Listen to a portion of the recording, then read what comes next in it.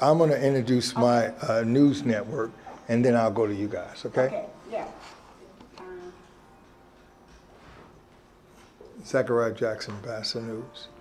We're here in Rahway at Rahway Library. You know, I'm going to say this here. I'm from Newark, New Jersey. I'm used to buildings that's oldly constructed. That a library that's probably been constructed maybe 50 to 60 years ago. And coming in here, this is a brand new. I don't know how old this building is or whatever, but it's, you know, I had to find my way. I said, I went by the police station. I said, is that the library? You know, because I'm used to that, you know, that old library structure and everything. So, you know, it's all good. I found my way. Release Your Power, 8 Strategies for Becoming Who You Really Are by Lilisa J. Williams. I'm happy to be here, BASA News, and I guess you can take it from there. Introduce yourself and everything. Good afternoon. My name is Ronald McCrae. I am an author of a book, my first book, We See Colors. But it gives me great pleasure to be here and to speak with an author of today, Miss Lilisa Williams, in her first book, actually one of her books, Release Your Powers. So again, it gives me great pleasure to have this opportunity to sit here and speak with her, and hopefully that we can have a good dialogue that will also inspire and help others who have the opportunity here to learn something from who you are and your journey. Well, thank you. First of all, I wanted to say thank you to Professor Terry Benjamin and to Hope and others who have helped to bring, you know, this day, bring this day forward. And also want to just thank BASA News for this, for taking this interview and giving us that opportunity to share this information with so many more people. And then I also want to thank you, who, you know, authored the Gentleman's Poet. I learned today that you're the Gentleman's Poet, and even got an opportunity to get your booklet. That you thought it not robbery to come out to support another author, and also Hope, also an author here as well, supporting authors, and that's really also important. I'm not sure who else here who is an author or wants to be. So I just, you know, wanted to put that out there first. But this book, yeah, Release Your Power, 8 Strategies for Becoming Who You Really Are. And we've had some great conversations here. We've been here since 11 o'clock today. We've spoken with some people that have come by and want to know more about the book, or they want to know what is this book, what does it mean? And then some, you know, just want to support, you know, what's happening here at the library, like stated. These structures, I remember as a kid, my mother, you know, used to make my sister, who was the oldest of 7, I was one of 7, she's the oldest, and my mother would make her take us to the library. This is back in like the 60s, maybe the mid 60s. And out of those 7 children that my mother used to make us go to the library, I'm just going to be real transparent here, if that's okay. I took it as punishment. Now, I totally regret that today. And even as I got, you know, as an adult, especially like I said, when I went to college, the conversation we had earlier with Corey, I so meant all of that. And I hope that young man goes very, very far. But, yeah, one of my biggest regrets, that would be one of my biggest regrets in life, that something that is so powerful and so helpful, you know, I took it as punishment. So anyway, that's my story. I'm sticking to it. Get the book, read it. Come to Lilisa.com. I think that's a question.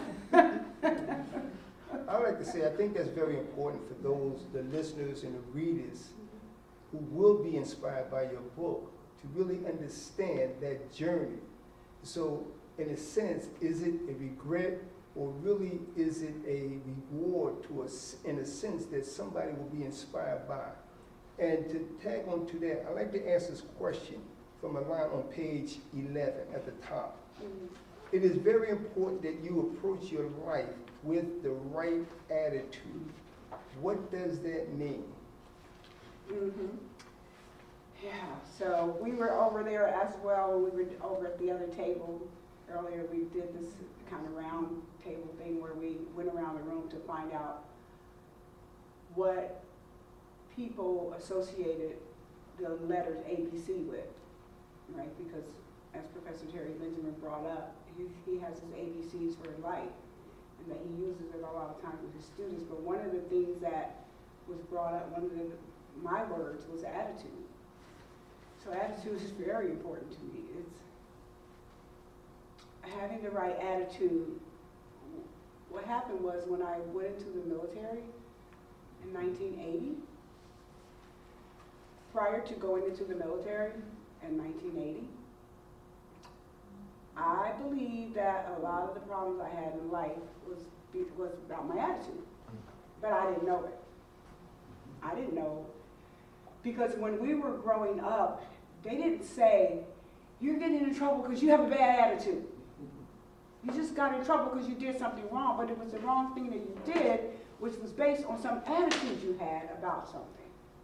So when I got older and I went to the military, day one, the very first day that we arrived on that base, I'll never forget that day. I remember the flight and everything, flying from Cincinnati to Chicago, then down to Miami, Florida, which is the only place where females could do boot camp at that time for the Navy. Other branches of the military had women in other places, but not the Navy. So we had to go to Miami, and I remember that flight, but the moment we flew somewhere and they put us on a bus. When we got off that bus, the very first thing is like, you know, when you go to the airport, you see people holding up signs, telling people, like, come over here, come over here. Well, it was like when we got off that bus on that base, a bus full of young people, and some of them were younger than me, I was 23, but they had a big old sign that said, attitude. In other words, step over here. You got an attitude, step over here. We don't know any better, right? So we're coming over. We step over there, right? We're thinking, and it was, all right, leave your attitude right here. Don't even get on this bus with it. We had just gotten off the plane and we were tired. Now, they did that on purpose. They was flying us around. They made sure we got there at 1 o'clock in the morning. Wow. Yeah. And so anyway, so we get there and they say, so basically it was like, leave it here. Don't even bring it with you to this base. Don't bring it to this military. At the moment, I just thought, oh, okay, this is cool, whatever. I'm tired too. But as I went on through life and throughout military, that was the main word every day. If you wanted to do push-ups, if you wanted to do hard labor, have a bad attitude, and they were going to make you do it. So that's what that word means to me. It means a lot. It means more than what I can explain right here in this short 2-minute video. That word, it means a lot to me. You know, it's interesting that you indicate that you're a veteran. I too am a veteran, so I can understand and relate, which what many appear to be a negative when you go into the military, especially through boot camp. But it's really a positive, but you have to be willing to understand it. And it's hard in that moment, that split second, that somebody's yelling at you, telling you your attitude, it will change here in a heartbeat. You can rest assured. You must have been Navy too, right? That heart. Navy and the Army. Okay. See, so that's important, that attitude. Yeah. Unfortunately, even outside being in the military, in society, those who have not experienced military environment, but one who grew up or growing up in an environment, you know, where they may appear that the parents is hard or the attitude as to reasons why. Well, like what you're saying, so this book, for all the parents that have children with bad attitudes, you need this book. Husbands with bad attitudes, y'all need this book. Wives with husbands with bad attitudes, y'all need the book. Let me keep going. Preachers, pastors, whatever, you got a congregation of bad attitude people, make them read this book. CEOs, supervisors, leaders, you have a workplace, a department, an area of bad attitude people, you need to make sure they just contact us. We're on social media. Go to the website, get with us and we'll come in and help you. We'll train your people because it starts with attitude. Somebody once said, attitude determines altitude. And there's a lot of people trying to go high with very low attitudes and it'll never work, ever. Never. And that's important also on the front. It says fight strategies for becoming who you really are. And I want to take that and tie into on the same page 11 at the top, second paragraph. Your destiny is calling you. How do you express to somebody who doesn't even understand what is a destiny? Where am I going? I don't know where I come from. Yeah, so there again, we try to help people with that because that was one of those questions, like I had said earlier over there today, how purpose, passion, these are things that people are always looking for. How do I know my purpose? How do I know my destiny? These are questions, these are life questions that people are always looking for the answer to.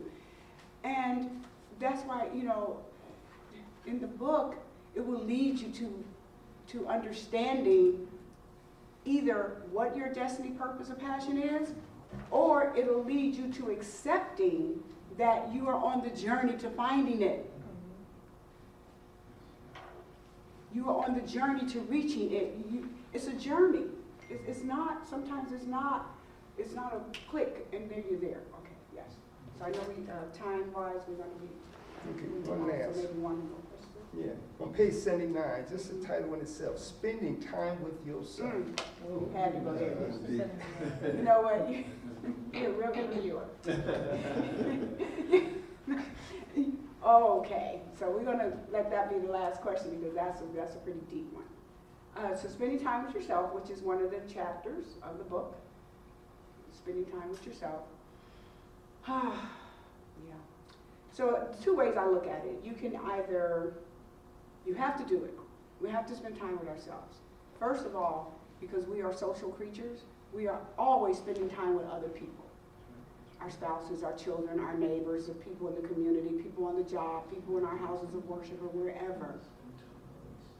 But how can you spend time really with somebody else when we don't even spend time and know who we are? Now, it's not to say you're going to know everything about yourself and know everything about another person, but at least make a dent in it. At least try to get to know who you really are. Try to spend, and you're not going to know who you are if you can't spend time with yourself. And I had that problem. I spent so much time with so many other people. And I didn't purposely neglect to spend time with myself. I didn't purposely do that. But what do you think's going to happen if you put all of your time and energy into other people? So spend time with yourself, but not just idle time. Spend the kind of time that will allow you to take a self-assessment, that will allow you to look at your life and see what you need to change. Spend time with yourself to figure out, how do I develop that leader within? You know, Sharita, we talk about this all the time. And look at, you know, you're doing amazing things, or the continuous improvement, okay? I truly want to thank you for this opportunity. Once again, Ron McCray, having this opportunity and pleasure to sit here and speak with the author, Lisa Williams. It's truly been a pleasure. Thank you very much. Thank you so much. It's a pleasure. Jackson, BASA News. Goodbye.